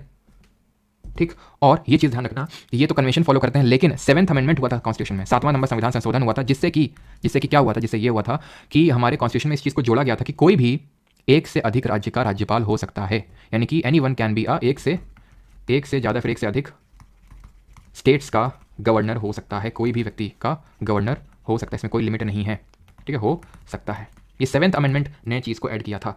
7th अमेंडमेंट ने ही ये चीज़ भी बोली थी कि एक हाई कोर्ट, वो हम हाई कोर्ट में भी पढ़ेंगे, कि मल्टीपल स्टेट्स को सर्व कर सकता है, जैसे कि लक्षद्वीप का अलग से हाई कोर्ट नहीं है, अंडमान का अलग से हाई कोर्ट नहीं है, ठीक है, ये लोग आपस में शेयर करते हैं। गोवा का अलग से हाई कोर्ट नहीं, महाराष्ट्र में लगता है इसका, तो वो भी चीज़ 7th अमेंडमेंट। तो 7th अमेंडमेंट कितना आसान है कि ये 7th अमेंडमेंट बोलता है कि हर चीज़ शेयरिंग में चल सकती है, हाई कोर्ट भी और गवर्नर भी। 1956 में हुआ था, 1956 में, ठीक। तो 157 तक हो गया ना। अब आते हैं 158 पे, ठीक है, 158 पे आते हैं। तो 158 को अगर हम बात करें तो इसमें भी अब क्या करना है, एक हमने क्या किया था, एक पीछे जोड़ के और एक घटा दिया था। यहाँ पे क्या करना है, अगेन जैसे 59 क्या बोलता है, 59 बोलता है conditions for the office of president, याद करिए कल पढ़ा था। इसमें भी 159 क्या बोलता है, conditions for the office of president, आगे एक लगाइए और एक घटा दीजिए 158। दूसरा भी मैं आपको तरीका बता दूंगा, यानी कि इसमें है राज्यपाल के लिए जो शर्तें दी हुई, यानी कि उसके पद के लिए जो हेतु शर्तें दी हुई, conditions for office of governor. क्या कंडीशंस दी हुई है, याद करो, प्रेसिडेंट के लिए क्या थी, वही सेम है, conditions for office of governor. राज्यपाल के लिए क्या कंडीशन दी हुई है, प्रेसिडेंट के लिए क्या दी थी, कि वो मेंबर ऑफ पार्लियामेंट नहीं होना चाहिए, वो मेंबर ऑफ लेजिस्लेटिव असेंबली नहीं होना चाहिए, और अगर है तो बिफोर अपॉइंटिंग, यानी कि चुने वो गवर्नर या फिर प्रेसिडेंट की सीट में बैठने से पहले उसको सीट वैकेट कर देनी है। बात खत्म, कल समझाया था आपको, इसलिए तो आज पढ़ा रहे हैं गवर्नर, ताकि फिर से ज़्यादा मेहनत ना करनी पड़े ना मुझे ना आपको, ठीक है। 60 की बात करें, 60 में क्या था, ओथ था, ऐसे याद करता ना, ये ओ की तरह लग रहा है, ओथ, शपथ। 159 में इसमें शपथ है कि ओथ है, कौन दिलाता है, प्रेसिडेंट को कौन दिला रहा था, कमेंट में बताइए जल्दी से, मैं नहीं बताऊंगा, प्रेसिडेंट को कौन दिलाता है उससे रिलेट करके बताइए यहाँ पे। तो प्रेसिडेंट को राष्ट्रपति को दिला रहा था चीफ जस्टिस ऑफ इंडिया, तो यहाँ पे दिलाएगा chief justice of high court, यानी कि उस उच्च न्यायालय का जिस भी राज्य का है उस वहाँ का मुख्य न्यायाधीश, chief justice of high court. Clear. फिर 61 में पढ़े थे इंपीचमेंट महाभियोग, इसका तो होता ही नहीं है, इसका होता ही नहीं है, ठीक है। इंपीचमेंट इसका एक्चुअल में होता है रिमूवल, क्योंकि ये प्लेजर ऑफ प्रेसिडेंट में सर्व करता है, he serves until the pleasure of president. इसको भी राष्ट्रपति के प्रसाद पद, क्या बोलेंगे उसको, राष्ट्रपति के प्रसाद पद पर्यंत पद धारण करना होगा, ठीक है। प्लेजर ऑफ प्रेसिडेंट तक ये उस ऑफिस में रहता है, कौन, प्रेसिडेंट, यानी कि इसको प्लेजर देते रहना है। दैट मीन्स अभी मैंने बताया था कि इसका भी रिमूवल का कोई प्रोसीजर मेंशन नहीं है, जब मनाएगा प्रेसिडेंट का तो हटा देगा। लेकिन प्राइम मिनिस्टर के केस में ऐसा नहीं होता है, काउंसिल ऑफ मिनिस्टर केस में जब मनाया हटा दिया, आपको लगता है हटा देगा, हटा देगा तो आपको लगता है प्रेसिडेंट इतना वीक पावर, वीक पोजीशन होगा, क्यों, क्योंकि जब तक तुमसे मतलब तो जब तक उसको जो है लोकसभा में, that is lower house of the session में मेजोरिटी मिली हुई है, उसके पास नंबर है, प्रेसिडेंट नहीं हटा सकता उसको, ठीक। लेकिन यहाँ पे तो सर अभी अगर गवर्नमेंट को चेंज होने दीजिए, अगर कल को मान लो अभी चुनाव हो, बीजेपी आर के मान लो कांग्रेस आ जाए, एक भी गवर्नर बच जाए तो बताना, इक्का दुक्का ही बचेंगे, सारे तुरंत रिप्लेस कर दिए जाएंगे। क्यों, क्योंकि नया काउंसिल ऑफ मिनिस्टर बनेगा, वो एडवाइस देगा प्रेसिडेंट को हटाओ, बोलेगा नहीं हटाएंगे, फिर से एडवाइस देगा, आप तो मानना पड़ेगा ना, 44th अमेंडमेंट बाइंडिंग है, ठीक है। तो इसका कोई इंपीचमेंट नहीं होता, ये प्लेजर ऑफ प्रेसिडेंट पे सर्व करता है, ये हमें बस ध्यान रखना। याद करिए सत्यपाल मलिक, ठीक है, सत्यपाल मलिक जैसे आपको, जैसे कांग्रेस गवर्नमेंट बनेगी सीधे, मतलब सत्यपाल मलिक तो मुझे लगता है कि गवर्नर वरना तो बहुत वीक होता है, सत्यपाल मलिक को तो बहुत इंपॉर्टेंट पोजीशन मिलेगी भाई, ठीक है। फिर हमने पढ़ा था 62 में क्या पढ़ा था हमने 62 में पढ़ा था कि कुछ एक्सीजेंसीज में इस तरह से हम लोगों ने पढ़ा था कि प्रेसिडेंट के जो फंक्शंस होते हैं, लेकिन यहाँ पे 159 के बाद हमें 160 पढ़ना होगा। तो 160 में क्या दिया हुआ है, 160 में दिया हुआ है, 159 हो गया ना, हाँ, 160 में दिया हुआ है कि सर्टेन एक्सीजेंसीज में president to perform the functions of governor in certain exigencies, यानी कि कुछ ऐसी आकस्मिक परिस्थितियां आएंगी जिसमें राज्यपाल के कर्तव्यों का निर्वहन राष्ट्रपति करेगा। अगर मान लो कि ऐसा लग रहा है कि गवर्नर अपने पावर्स को सही से एग्जीक्यूट नहीं कर पा रहा है, सही से काम नहीं कर रहा है, तो प्रेसिडेंट, ठीक है, to perform the functions of governor, to perform the functions of governor, ठीक है, functions of governor in certain exigencies, कुछ आकस्मिकताओं में, ठीक है, सर्टेन एक्सीजेंसीज, सिंपल, ठीक है। एंड अब याद करिए 161, अभी ये भी बड़ा आसान है याद करना, अभी आपको बताऊं कैसे है, ठीक है। चलो तो अब आ जाते हैं किसमें, ये हो गया 160 हो गया, ठीक है। 161 में दिया हुआ है पार्डनिंग पावर ऑफ गवर्नर, राष्ट्रपति की क्षमा शक्तियाँ, पार्डनिंग पावर ऑफ गवर्नर। कल आप लोगों ने किस अनुच्छेद में, आर्टिकल में राष्ट्रपति ने प्रेसिडेंट के पार्डनिंग पावर के बारे में पढ़ा था, करिए जल्दी से रिकॉल। 72 में पढ़ा था। इसमें भी अगर हम देखें तो 89 आप जोड़ देंगे तो आपको ये मिल जाएगा, है ना। तो हमने क्या पढ़ा था प्रेसिडेंट में, पार्डन, कम्यूट, रेप्राइव, रेस्पाइट, रेमेसन, वो मत रिकॉल करो, बस इतना क्या मैंने बताया था कि भाई पार्डन कर सकता है, ऐसे मैंने बताया था। अब यहाँ पे मैं आपको पता है गवर्नर और प्रेसिडेंट, देखो एक्स्ट्रा चीज़ के चक्कर में मेन चीज़ मत भूल जाया करो, ये मैं हमेशा फोकस करता हूँ। सबसे पहले मेन चीज़ तो आर्टिकल ही याद करना है कि 72 में प्रेसिडेंट का है, 160 में गवर्नर का, ये तो एकदम प्राथमिक चीज़ है। इसके बाद जो मैं चीज़ बता रहा हूँ वो समझो, ये सेकेंडरी है। वो चीज़ ये है कि गवर्नर और प्रेसिडेंट के पार्डनिंग पावर में 2 डिफरेंसेस होते हैं, प्रेसिडेंट के पास ज़्यादा होते हैं। क्या, प्रेसिडेंट जो है डेथ पेनल्टी, डेथ सेंटेंस को भी पार्डन कर सकता है, किसी को मृत्युदंड मिला वो राज्यपाल के पास नहीं जा सकता, इसके पास पावर नहीं है to pardon the death sentence. दूसरा डिफरेंस है कि कोर्ट मार्शल से अगर मान लो कि कोई सजा मिली है, कोर्ट मार्शल क्या होता है, जैसे कि जो लोग फोर्सेज में होते हैं उनकी अलग से वहाँ कोर्ट बैठती है और वो सजा सुनाती है कि अगर मान लो कोई भाग गया या फिर किसी ने कुछ अंदर ही अंदर कुछ ऐसा इनडिसिप्लिन एक्टिविटी करी तो वहीं पर कोर्ट बैठता है और वो सजा देता है। कोई बिना बताया भाग गया, छुट्टी से लौटा नहीं, तो ये सारी चीज़ों के लिए कोर्ट बैठता है और उसको बोलते हैं कोर्ट मार्शल। क्योंकि supreme commander of the defence forces कौन होता है, प्रेसिडेंट, इसलिए कोर्ट मार्शल को भी डील करेगा कौन, प्रेसिडेंट, यानी कि गवर्नर डील नहीं कर सकते हैं। बस इन दोनों चीज़ों को अगर हटा दिया जाए तो प्रेसिडेंट और गवर्नर के पास जो पार्डनिंग पावर होती है, क्षमा देने की शक्ति, वो बराबर होती है। एंड अगेन रिपीट, दोनों ही काउंसिल ऑफ मिनिस्टर की एडवाइस पे इस पावर को एग्जीक्यूट करते हैं। हर चीज़ वो काउंसिल ऑफ मिनिस्टर की एडवाइस पे करते हैं, मंत्रिपरिषद की सलाह पे ही करते हैं। अब जो मैं बोलने जा रहा हूँ वो बहुत ही ऑप्शनल है, थोड़ा अगर दिमाग में जोर पड़े तो इसको मत डालना। अगर याद कर सकते हो, अगर पीसीएस जैसे एग्जाम में जाना है तो आप यह समझ सकते हैं। प्रेसिडेंट के पास कोई कॉन्स्टिट्यूशनल डिस्क्रिशन नहीं है। डिस्क्रिशन का मतलब होता है अपने मन से काम करना। कॉन्स्टिट्यूशनल डिस्क्रिशन का मतलब यह है कि संविधान में कहीं ऐसा नहीं लिखा है कि प्रेसिडेंट अपने मन से काम कर सकता है, लेकिन राज्यपाल के लिए लिखा है। कहाँ कहाँ लिखा है अब वो हम आगे पढ़ेंगे, कल जब पढ़ेंगे तो मैं आपको बताऊंगा कि जो राज्यपाल है वो राष्ट्रपति के लिए बिल को, वो अभी समझ नहीं आएगा आपको कि वो बिल रिजर्व कर सकता है। तो ये कॉन्स्टिट्यूशनल डिस्क्रिशन, बस अभी के लिए देख लो, राष्ट्रपति के लिए संविधान में कोई इस तरह से डिस्क्रिशन मेंशन नहीं है, गवर्नर के लिए है। प्रेसिडेंट के पास सिचुएशनल डिस्क्रिशन होती है, मतलब मैं आपको और कंफ्यूज कर रहा हूँ शायद। सिचुएशनल डिस्क्रिशन का मतलब है कि कुछ ऐसी सिचुएशंस आ जाती हैं जब राष्ट्रपति को अपने मन से ही काम करना पड़ता है, जैसे कि for example council of minister dissolve हो गई, ठीक है, उसके पास एक तरह से वो नहीं, या फिर मान लो कि अभी कोई सरकार, मान लो कि जैसे चुनाव हुए, किसी को मेजोरिटी नहीं मिली, कोई काउंसिल ऑफ मिनिस्टर है ही नहीं, तो फिर प्रेसिडेंट अपना डिस्क्रिशन यूज करके चुनेगा किसी को प्राइम मिनिस्टर, लेकिन संविधान में कहीं पे भी लिखा नहीं हुआ है। बस बात यहाँ पे हुई खत्म, और बढ़ते हैं अब क्वेश्चन की तरफ। और एक बार मुझे अपनी थोड़ी बुद्धि घुमाने दो कि और तो कुछ नहीं है। प्रेसिडेंट होगा,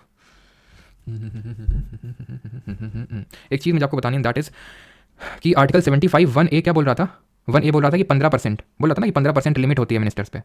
कहाँ गया ये रहा आपका, एक सेकंड, ये बोल रहा था ना, ऐसे सेम कहाँ पे होता है, वो 164(1)(a) में होता है कि स्टेट काउंसिल ऑफ मिनिस्टर में 15% की लिमिट होती है। लेकिन यहाँ पे क्या मैंने कोई मिनिमम बताया क्या, कितने मिनिस्टर तो होने ही होने पड़ेंगे, नहीं बताया ना, लेकिन राज्य के केस में है ये minimum ministers, in the case of state minimum minister 12 होने ही होने चाहिए।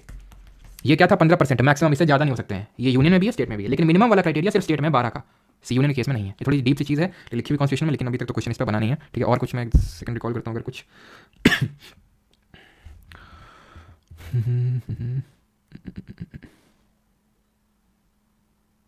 ठीक है, जैसे यहाँ पे हाउस ऑफ पीपल है, ठीक है, हाउस ऑफ पीपल, तो स्टेट के केस में क्या होगा, लेजिस्लेटिव असेंबली, मैं को कल बताऊंगा। जैसे कि लोकसभा होता है सेंटर में, वैसे लेजिस्लेटिव असेंबली विधानसभा होता है राज्य में, इस सेंटर में होता है स्टेट में। जैसे कि आपका राज्यसभा होता है सेंटर में, तो राज्यों में होता है लेजिस्लेटिव काउंसिल विधान परिषद, ठीक है, तो उससे आपको कंपेयर कर लेना।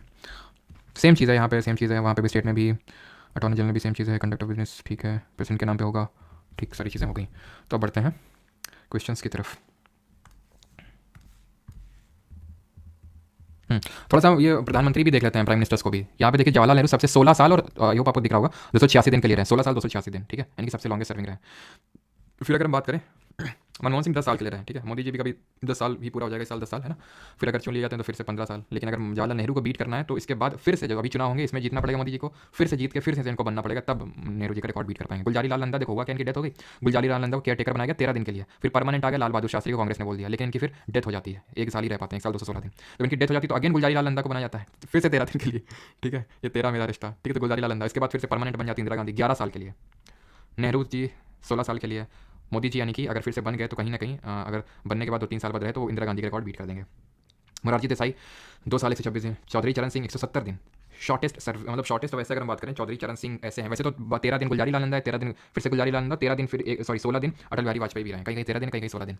चौधरी चरण सिंह एकमात्र ऐसे प्रधानमंत्री हैं जिन्होंने आज तक मतलब पार्लियामेंट को अटेंड ही नहीं किया था एज प्राइम मिनिस्टर, क्योंकि कोई सेशन ही नहीं हुआ था, कोई सत्र ही नहीं हुआ था उस समय, ठीक है। इंदिरा गांधी फिर से आई, ये 8 साल और 281 दिन के लिए रही, ठीक है। फिर उसके बाद इनकी डेथ के बाद हमें पता है कि राजीव गांधी है 5 साल और 32 दिन के लिए रहे, देन वीपी सिंह है 343 दिन रहे, ठीक है, 343 डेज। फिर हमने देखा चंद्रशेखर 223 दिन, यानी 1 साल भी पूरा नहीं, वीपी सिंह ने भी 1 साल पूरा नहीं किया, चंद्रशेखर ने भी 1 साल पूरा नहीं किया, फिर पीवी नरसिम्हा राव है 4 साल तक, ठीक है। फिर आए एच डी देवगौड़ा 324 दिन तक, इन्होंने भी 1 साल पूरा नहीं किया। इंदर कुमार गुजराल इन्होंने भी 1 साल पूरा नहीं किया, 332 दिन। फिर अटल बिहारी वाजपेयी पहले आए 16 दिन के लिए, फिर उसके बाद 2 साल बाद फिर से चुने गए 6 साल और 64 दिन ये प्राइम मिनिस्टर है। देन फिर उसके बाद मनमोहन सिंह 10 साल तक रहे, और अभी मोदी जी हमारे 10 साल इन्होंने भी कंप्लीट कर दिए हैं। तो which of the following article deals with the appointment of prime ministers and other ministers, यानी कि प्रधानमंत्री और बाकी जो मंत्री उनकी नियुक्ति से कौन सा अनुच्छेद डील करता है। गुलजारी लाल नंदा जी गजब बेइज्जती है, कंफ्यूजिंग तो नहीं, अभी धीरे धीरे क्वेश्चन करेंगे ना तो ये वाला प्राइम मिनिस्टर वाला भी क्लियर हो जाएगा, और फिर एग्जैक्ट रट्टा मारने की भी जरूरत नहीं है, आपको देखना है सर जी। क्यों भाई तुमसे मतलब क्या मतलब तुमसे मतलब छोटे छोटे बच्चे हैं, है ना, और पॉलिटिकल पार्टी का कैंपेन कर रहे हैं टोपी ओपी लगा के। खैर, तो कौन सा आर्टिकल है जो अपॉइंटमेंट की बात करता है, तो ये अटॉर्नी जनरल की बात करता है। 74 बात करता है there shall be a council of minister to headed by prime minister to aid and advise the president. Article 75 72 क्या बोल रहा था, पार्डनिंग पावर ऑफ प्रेसिडेंट। भारतीय संविधान के अनुसार प्रधान की नियुक्ति कौन करता है, prime shell be appointed by prime, यानी कि प्राइम मिनिस्टर की बात हो रही है यहाँ पे, कौन अपॉइंट करता है। Article 75 sub clause 1 prime minister shall be appointed by president and other council of minister shall be appointed by president on the advice of the prime minister. Answer क्या होगा, बी होगा।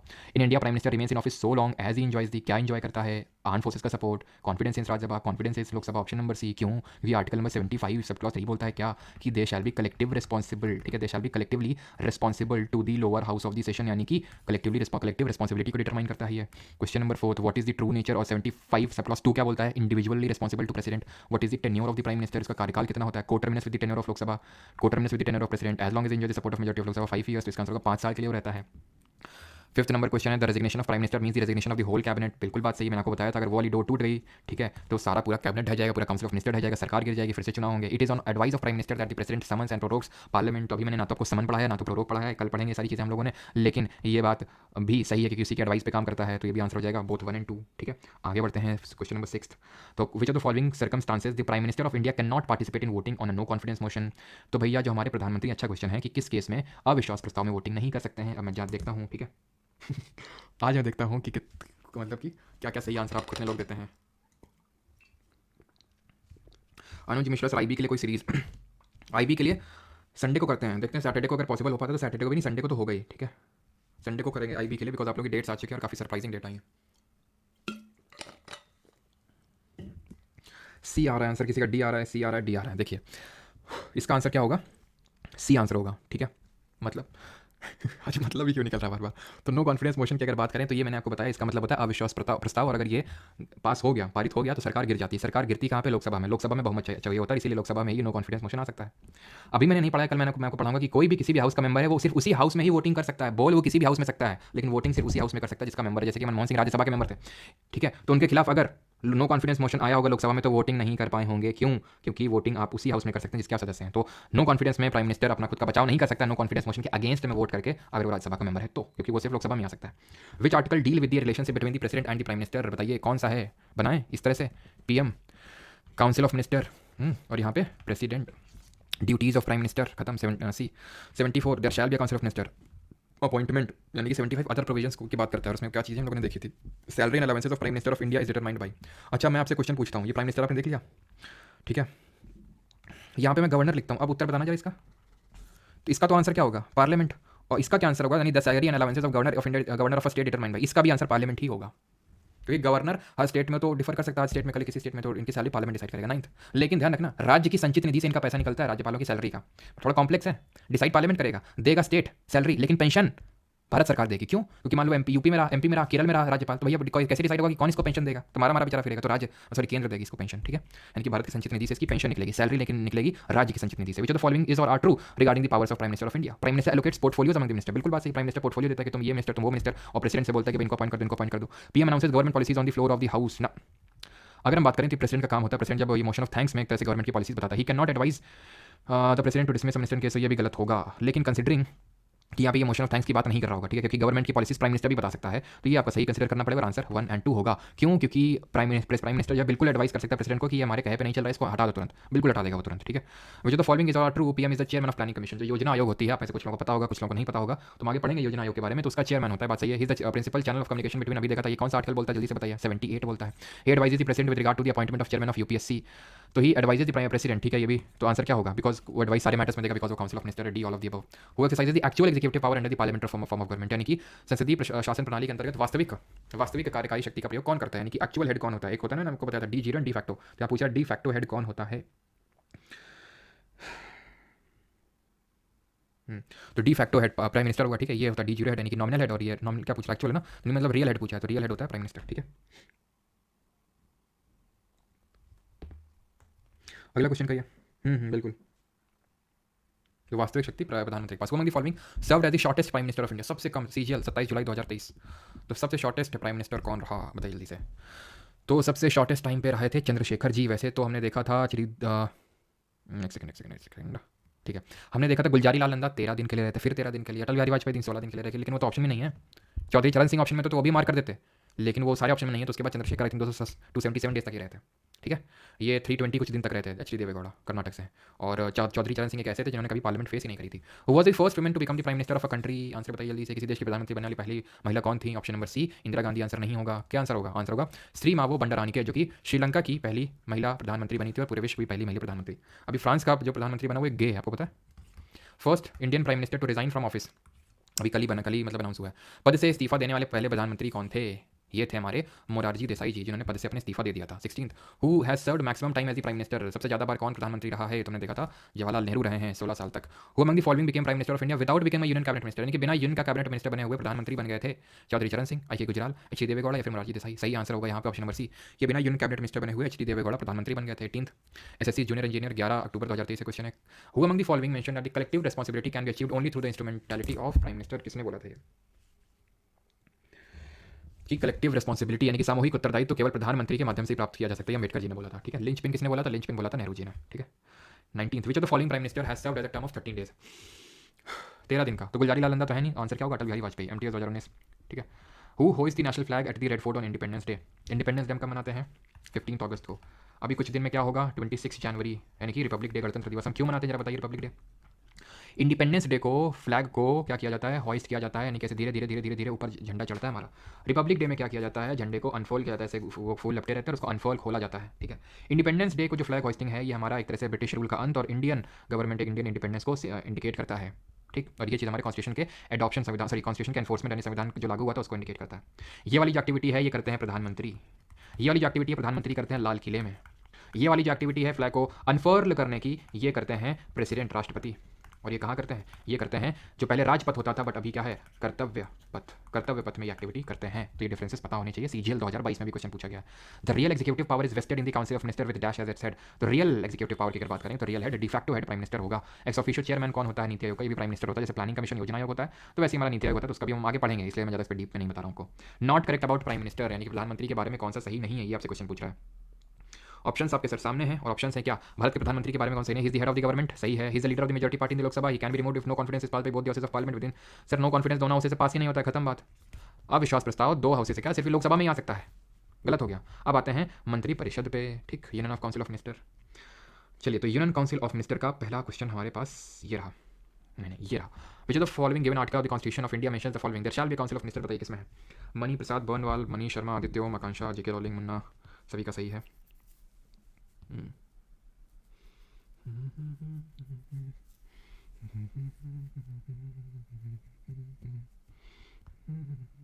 तो वो इलेक्ट होता है ना वैसे, कौन कौन इलेक्ट होता है?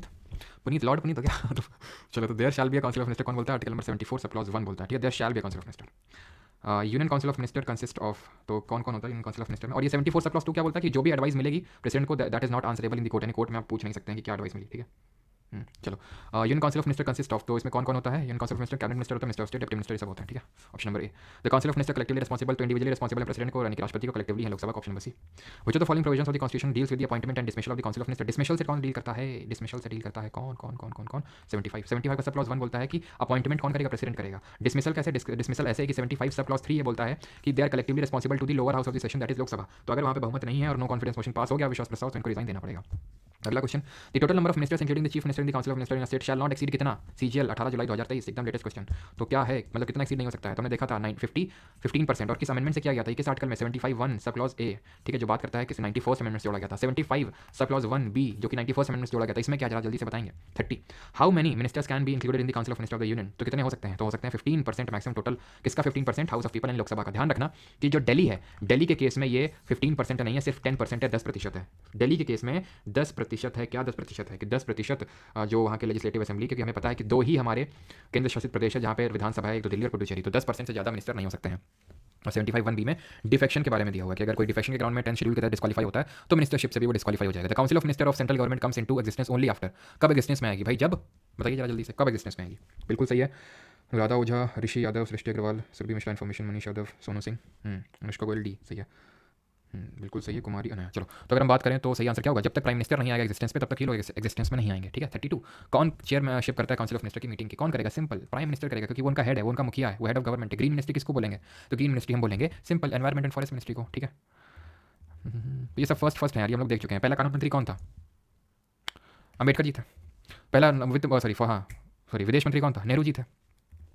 वित्त मंत्री कौन था पहला? षणमुखम शेट्टी थे। सब देख चुके हैं हम लोग पहले। Full time female finance minister कौन थी? First full time female finance minister पूछ रहा, फुल टाइम सरोजिनी नायडू, मेनका गांधी, निर्मला सीतारमण या फिर इंदिरा गांधी? तो वैसे तो इंदिरा गांधी थी, लेकिन फुल टाइम पूछेगा तो निर्मला सीतारमण होंगे। वैसे अगेन रिपीट, इंदिरा गांधी थी, लेकिन फुल टाइम तो निर्मला सीतारमण। वो among the following was the first education minister of India? Bharat के पहले शिक्षा मंत्री कौन थे? सब देख चुके हैं, मौलाना अबुल कलाम आजाद। ठीक है, according to constitution prime minister shall be appointed by MTS 2022। कौन नियुक्ति करता है प्राइम मिनिस्टर की? खत्म। According to which article of the constitution of India shall the council of minister be collectively responsible to Lok Sabha? Collective responsibility हो चाहे individual responsibility हो, article 75 में है। 29 में क्या है? 29 में है माइनॉरिटी वाला राइट कि भाई any section of citizen having distinct language, culture and tradition shall have the right to protect the same. ठीक, 35 में क्या जल्दी से आप कमेंट बताएंगे? अनुच्छेद नंबर 35 में क्या है? 35 से हमारे खत्म हो रहे थे मौलिक अधिकार, और इसमें लिखा हुआ है कि पार्लियामेंट के पास पावर है, देश की संसद के पास है शक्ति है कि फंडामेंटल राइट को लेकर कानून बना सकती है, स्टेट लेजिस्लेचर नहीं बना सकते हैं। राज्यपाल को भी थोड़ी इज्जत देते हुए यहाँ पे हम देख लेते हैं उसके अनुच्छेद, विच ये हमारा लास्ट टॉपिक है, which article of this constitution of India provides that there shall be a governor of state? कौन है? The governor of state is appointed by, कौन इसकी नियुक्ति करता है और कौन इसको हटाता है? राष्ट्रपति हटाएगा। As per the constitution of India what is the maximum number of state for which the same person can be appointed as governor, यानी कि एक जो राज्यपाल है वो कितने मैक्सिमम नंबर ऑफ उसमें हो सकता है? 29 को रीचेक करना है। 29 को, 29 आप बता रहे हो प्रिंस हैं? 29 अब बता रहे हो आप क्यों? तो 29 वाला भी चेक कर लेंगे, पहले ये कर लेते हैं, ठीक है? तो कोई लिमिट नहीं होती, मैंने क्या आपको कोई लिमिट बताई थी? जैसे फॉर एग्जांपल एक अगर कोई है राज्यपाल, 7th अमेंडमेंट से ये हुआ था कि एक राज्यपाल मल्टीपल स्टेट से भी यूटीज का राज्यपाल यानी कि गवर्नर हो सकता है। There is no limit. 46 which of the following statement is correct, निम्नलिखित में से कौन सा सही है, ये पूछा है MTS 2021। Minimum age requirement for appointment is 30 years. कितनी होती है बताइए जल्दी से कमेंट में। Governor holds office during the pleasure of chief minister. किसके प्लेजर में होल्ड करता है? The governor submits his resignation to the prime minister. किसको करता है? The governor is appointed by president. Minimum age 35 होनी चाहिए। प्रेसिडेंट और इन दोनों का आंसर क्या होगा? ठीक है, दोनों का आंसर होगा प्रेसिडेंट। नहीं, गवर्नर को राज्यपाल को अगर रेजिग्नेशन देना है, अगर मतलब रेजिग्नेशन इस्तीफा देना है तो किसको देगा? प्रेसिडेंट को देगा, राष्ट्रपति को देगा, ठीक है? कुछ पूछा था क्या मैंने पीछे? नहीं, आगे बढ़ते हैं और 50 तक ही करेंगे, उसके आगे होंगे तो आप करेंगे। To which feature of the constitution of India does the appointment of governor by the centre belong, केंद्र द्वारा राज्यपाल की नियुक्ति भारत के संविधान की किस विशेषता से संबंधित है? और अगर तुम इसका ना आंसर दे पाए ना, ध्यान रखना फिर, अगर आप इसका आंसर ना दे पाए तो फिर ध्यान से देखना फिर, मैं क्योंकि पढ़ा चुका हूँ आपको फर्स्ट लेक्चर में, आई थिंक मैंने पढ़ाया था कि दो तरह के फीचर होते हैं। एक होता है फेडरल फीचर, एक होता है यूनिटरी फीचर। फेडरल फीचर वो फीचर होता है जहां पे सेंटर और स्टेट्स के बीच में इक्वल पावर का डिवीजन होता है, ठीक है?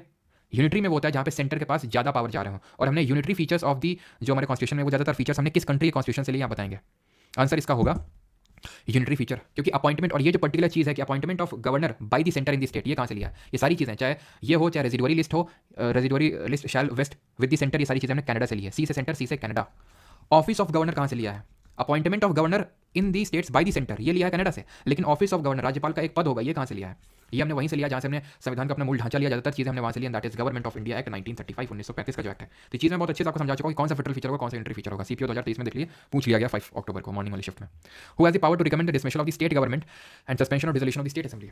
कौन रिकमेंड कर सकता है? Chief minister, prime minister, governor, speaker of legislative assembly. Dissolve करना है, ये रिकमेंड करेगा कौन? चीफ। यहाँ पे राज्य की बात हो रही ना, तो सिंपल चीफ मिनिस्टर करेगा। स्टेट सेंटर केस में प्राइम मिनिस्टर करता है, स्टेट केस में आप चीफ मिनिस्टर करेगा, ठीक है? आगे बढ़ते हैं 49। विच article of the constitution of India provides that the governor appoints the chief minister and later and the chief minister recommend, ठीक है? वही सेम चीज। क्या आर्टिकल 75 बोल रहा था ना सेंटर केस में, 89 जोड़ दो, क्या हो जाएगा? 9 5 13 8 7 15 16 163 आर्टिकल बोलेगा, खत्म, ठीक है? अब ये जो 50 चलो ये कर लेते हैं। Constitution of India does not contain any provision for the impeachment of, तो किसका इंपीचमेंट नहीं होता? इंपीचमेंट तो एक्चुअली में किसी का नहीं होता सिवाय प्रेसिडेंट को छोड़ो, तो टेक्निकली ये गलत है क्वेश्चन, ठीक है? According to constitution of India the executive power of the state shall vest in, तो ये लास्ट क्वेश्चन है कि यानी कि जो राज्य की कार्यपालिका शक्ति है वो किसके ऊपर होती है, किसके ऊपर नहीं होती? तो राज्यपाल के उसमें होती है, बिकॉज जो केंद्र की एग्जीक्यूटिव पावर होती है यूनियन की, that shall vest in the president. State की किस पे होती है? इसमें। और याद कैसे रखेंगे? 53 बोलता है ना प्रेसिडेंट के लिए, तो क्या करना? एक आगे इधर जोड़ना और एक इधर जोड़ना है, तो क्या हो जाएगा? ये हो जाएगा आपका 154, खत्म, ठीक? 154 बोलेगा इसके केस में। बाकी के क्वेश्चन आपको करने हैं, क्वेश्चन नंबर 60 यानी 10 क्वेश्चन आपको करना है, ठीक है? चलो भाई,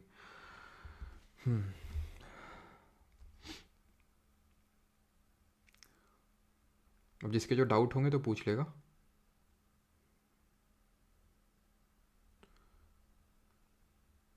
यंगेस्ट प्राइम मिनिस्टर कौन था? यंगेस्ट प्राइम मिनिस्टर थे राजीव गांधी जी। वैसे अगर आप इंडिया की बात कर रहे हैं तो राजीव गांधी, और अगर आप ओवरऑल बात कर रहे हैं पूरे विश्व की तो फिर वो सना मारिन है हमारी, ठीक है? सना मारिन आई थिंक वो बनी थी, एग्जैक्टली तो मुझे नहीं पता है, लेकिन वो ही है आई थिंक, सना मारिन, ठीक है? कहाँ की थी सना मारिन, बताओ जल्दी से। तो ये थी एक जो नॉर्डिक कंट्री हमारी, फिनलैंड की, है ना? चलिए, थैंक यू सभी को, बाकी मिलते हैं कल। IBSAU का करते हैं, देखो सैटरडे या संडे को, संडे को तो पक्का ही होगा, सैटरडे को मुझे देखना पड़ेगा, अगर जैसे टाइम मिलेगा तो मैं सैटरडे को भी एक क्लास लूँगा, और थोड़ी सी बड़ी क्लास होगी जहाँ पे हम लोग सारी चीज़ें थोड़े से उसके थ्रू। टाइटलर हेड किसने लिखा था? ये टाइटलर हेड वो है, टाइटलर हेड जो है ना प्रेसिडेंट होते हैं हमारे, टाइटलर हेड मतलब नाम के हेड, ठीक है? अच्छा, Tytler head of the state आप बोल रहे हो तो फिर देन गवर्नर होगा, ठीक है? अगर स्टेट की बात कर रहे हो तो देखते हैं अगर पॉसिबल होता है तो, है ना? करते हैं फिर। जो नॉमिनल हेड होता है वही टाइटलर हेड भी होता है।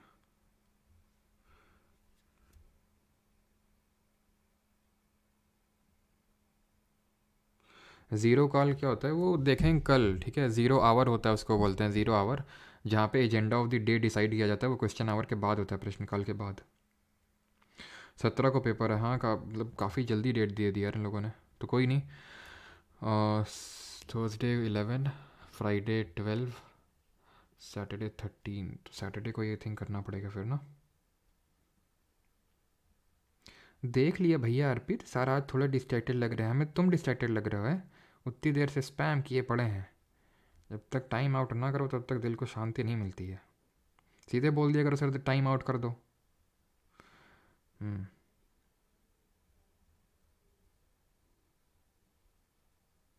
क्वेश्चन 49 क्या दिक्कत है क्वेश्चन 49 में, कुछ प्रॉब्लम है क्या? अच्छा सॉरी सॉरी,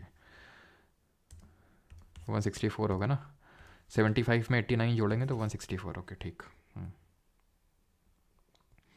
चलिए भाई धन्यवाद सभी को, बाकी देखते हैं यार इसका कैसे क्या करना है, तो एक लंबा सा सेशन रखते हैं, नहीं तो सैटरडे को ही रखते हैं, ठीक है?